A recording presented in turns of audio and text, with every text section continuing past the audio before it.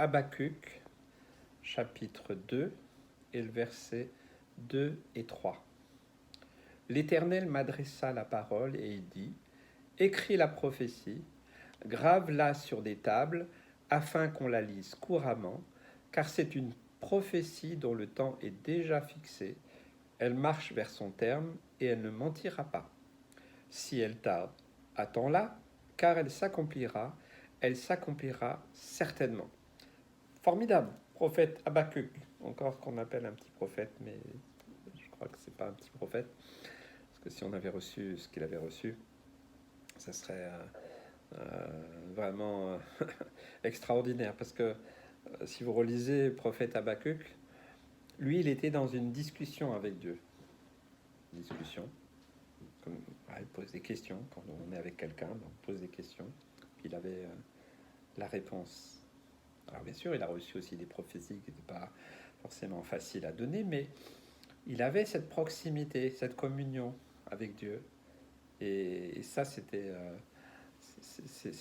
vraiment un cadeau, quelque chose d'extraordinaire.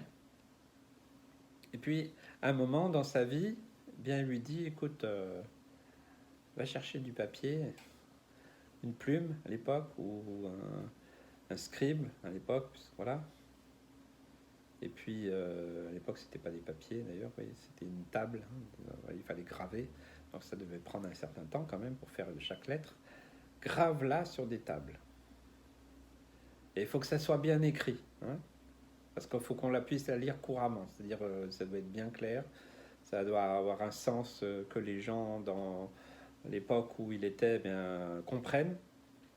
Et moi, je vais te donner une parole, une prophétie, qui va traverser une prophétie, elle traverse aussi les siècles. La preuve, c'est qu'aujourd'hui, des centaines d'années après, voilà, elle est toujours là, écrite couramment, hein, voilà, dans un texte que nous pouvons comprendre. Dieu marque là, de cette manière, le principe donc intemporel de sa parole. Hein. C'est-à-dire que dans toutes les générations, depuis que Dieu a donné les prophéties, elles ont une portée, bien sûr, pour le temps présent ou le temps un peu à venir dans le contexte que nous pouvons le lire, mais ça a aussi une portée prophétique plus loin, messianique, mais aussi, ouais, c'est ça que j'aime bien dans la parole de Dieu, que beaucoup ne comprennent pas, c'est que la parole de Dieu est vivante. Donc, quand nous la lisons aujourd'hui, au XXIe siècle, eh bien, c'est qu'elle a quelque chose à nous dire pour nous aujourd'hui. Nous ne pouvons pas nous contenter de dire ah ben ça c'était valable seulement de cette époque-là.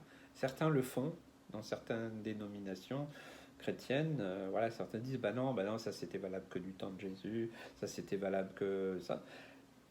Quelle tristesse de limiter la parole de Dieu. Non, je crois que la parole de Dieu est vivante. Elle se révèle à toutes les époques, dans, tout, dans toute l'humanité, partout, et dans toutes les générations, tous les peuples, tous les 5 continents. Elle se révèle. Elle a une valeur pour nous aujourd'hui. Donc c'est pour ça que c'est important de lire les prophéties qui sont écrites. Et là, Dieu veut marquer en disant, voilà, tu les graves, hein, ça doit être gravé dans le dur. Ok, c'est une prophétie qui doit arriver jusqu'à son terme. Hein. Il y a un temps qui a été fixé pour que cette prophétie se réalise. Vous voyez, des fois, il y a des choses qui sont pour des temps précis, et il ne faut pas les sortir du contexte. D'autres, c'est pour un temps bien précis, dans le lointain, sans qu'on précise exactement quand. Mais là, le temps de cette prophétie, il est fixé. C'est déjà fixé. Donc voilà, c'est une parole de Dieu. Voilà. Et même cette prophétie, c'est comme si elle pouvait marcher, eh ben, elle va marcher jusqu'au moment où elle doit être révélée, où elle doit prendre vie.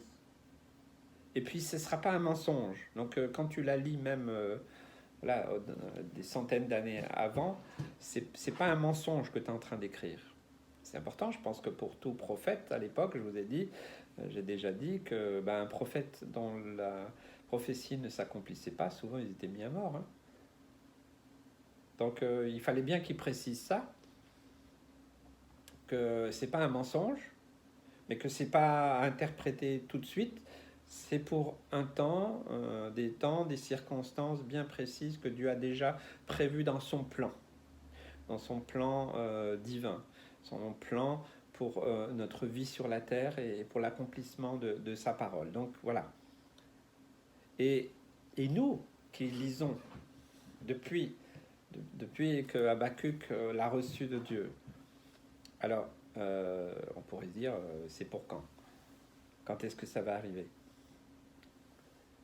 Et c'est souvent le cas de certaines prophéties, et c'est pour ça que beaucoup sont tombés dans beaucoup de travers, c'est qu'ils ont entendu une prophétie, ils n'ont pas attendu, est-ce que c'était pour ces temps-là ou plus tard, ils ont foncé tête baissée, puis ils ont fait n'importe quoi, ils se sont retrouvés dans des situations que Dieu leur avait jamais demandé, et voilà, il y a des dérives de cette manière-là. Non.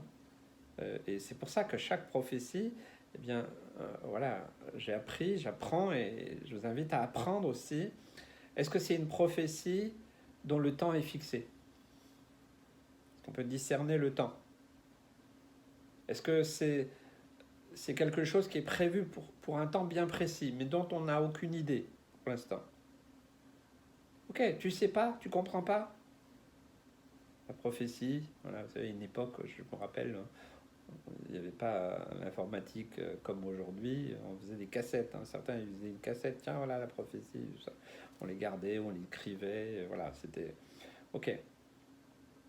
Mais c'est aussi une sagesse de dire ok, je pense que cette prophétie, elle est pour moi. Cette parole, elle est pour moi, mais j'en comprends pas le sens parce que j'arrive pas à voir le temps dans lequel ça pourrait s'accomplir. Eh bien, le texte d'Habakkuk, il nous donne une clé. Il nous dit, si elle tarde, attends-la. Donc on ne doit pas foncer tête baissée, on ne doit pas chercher à l'interpréter de notre propre manière, on ne doit pas chercher à l'envoyer aux uns aux autres pour dire qu'est-ce que ça veut dire, machin. Non, attends. Et ça, on ne sait pas tellement attendre, parce qu'on est souvent très pressé. Parce qu'il y a une promesse. Si cette prophétie, elle vient vraiment de Dieu, si cette parole, elle vient de Dieu, vraiment de Dieu, comme c'est prévu pour un temps fixe, bien précis, eh bien, la fin du verset 3 nous dit, attends-la, parce qu'elle va arriver. Elle va s'accomplir. Ça va s'accomplir certainement. C'est pas peut-être. C'est pas peut-être les temps, les circonstances vont changer. Oui, mais parce que si on prie et tout ça, peut-être que... Non, ça va s'accomplir. C'est formidable parce que ça nous donne aussi de l'équilibre dans notre vie chrétienne, de ne pas faire n'importe quoi, de ne pas dire n'importe quoi, de ne pas aller n'importe où, et que de ne pas tordre la parole de Dieu pour lui faire dire ce qu'elle n'a pas dit. Ok. Moi, des fois, des personnes sont venues me voir, me disent, pasteur, voilà, j'ai reçu telle prophétie, et puis moi, intérieurement, je dis, Seigneur, je comprends rien, j'en sais rien, je ne sais pas. Alors, j'avais du mal des fois à leur dire. Alors, je repensais à ce texte, je dis, comprenez pas? Attendez, ne bougez pas, ne partez surtout pas sur une parole comme ça. C'est pour un temps fixé par Dieu seul. Alors attendez, patientez, continuez à vivre votre vie chrétienne. Ne vous arrêtez pas là, parce que ça peut être aussi un piège du diable pour... Ah oui, non, mais les gens ils cherchent absolument à savoir, tout ça, ils forcent des portes, ils font n'importe quoi, ils prennent des mauvaises décisions, ils font des choix, ils essayent d'entraîner Dieu dans leur délire et ça produit que des choses mauvaises. Et alors cette prophétie, elle s'accomplit plus parce qu'on n'a pas été dans l'attente. On n'a pas compris que c'était pour un temps fixé par Dieu, pas par nous. Même si ça vous semble invraisemblable, attendez. Puis ça, le temps va permettre aussi de... Des fois, je me rappelle, c'est pour ça que je vous invite à écrire. Quand Dieu m'a appelé à son service, j'ai reçu beaucoup de paroles, beaucoup de révélations, et j'avais pris cette habitude d'écrire dans un cahier. Et puis, Et puis, voilà, puis dire, Seigneur, ça vient de toi, ça s'accomplira comme, quand tu veux. Mais de temps en temps, je regardais de nouveau ce que j'avais écrit. Et puis, il y avait des choses qui étaient complètement à l'ouest. Et j'ai pu les identifier très facilement. Et vous savez, il faut faire le tri. Donc, ok, ben ça venait de moi, ça. Ça, c'est parce que mes désirs se sont mélangés à ça et tout ça. Vous voyez, on apprend. On doit apprendre. Donc, j'ai dû apprendre aussi à discerner vraiment la voix de Dieu. Parce qu'il y a il y a notre propre voix, nos désirs, nos habitudes. Ouais, plein de choses qui peuvent venir perturber. Puis le diable aussi, lui, il fait sa part pour nous mettre la pagaille, nous mélanger, pour nous faire n'importe quoi. Donc, il y a un temps. Il faut laisser ce temps. Hein. Moi, entre le moment où j'ai reçu l'appel pour le service et où je suis parti vraiment, il y a déjà eu 1 an et demi, et puis après le temps que je rentre vraiment dans l'appel, il y a eu encore 2 ans. Donc vous voyez, 3 ans et demi avant, entre le moment où Dieu m'a appelé à son service, plus de 3 ans avant que je rentre vraiment dans l'appel de Dieu. Il fallait ce temps. C'était un temps de formation, un temps de préparation, un temps d'épurement, de purification, de sanctification. Et nous ne pouvons pas zapper ça. Sinon, on va faire n'importe quoi. Donc voilà, j'aimerais vous inviter, quelle que soit la parole que vous lisez ou que vous avez reçue ou autre, faites le tri. Et si vous êtes parti sur une prophétie comme ça, euh, et que vous avez fait n'importe quoi, ben, humiliez-vous, demandez pardon au Seigneur, revenez à l'Éternel, déchirez votre pseudo-prophétie, ça ne vient pas de Dieu. Vous savez, j'ai même fait ça.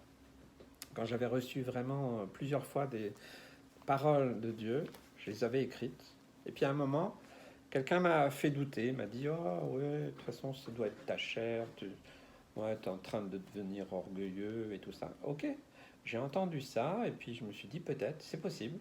Peut-être que je suis en train de me faire avoir moi-même. Alors que j'ai tout déchiré.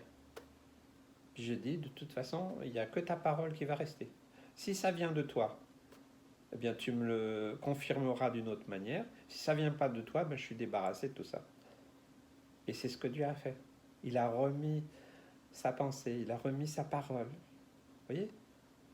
C'est bien aussi des fois de mettre, de tester, hein, quelles sont nos motivations profondes par rapport à des paroles qu'on reçoit.